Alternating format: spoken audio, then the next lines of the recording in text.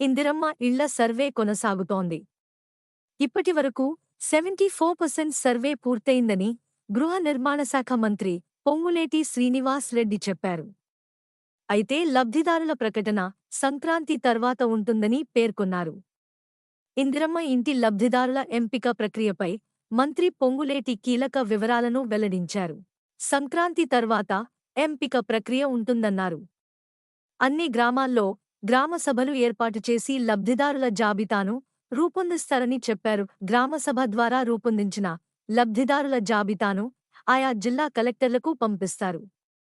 కలెక్టర్లు పరిశీలించిన అనంతరం జిల్లా ఇన్ఛార్జి మంత్రులకు చేరుతుంది.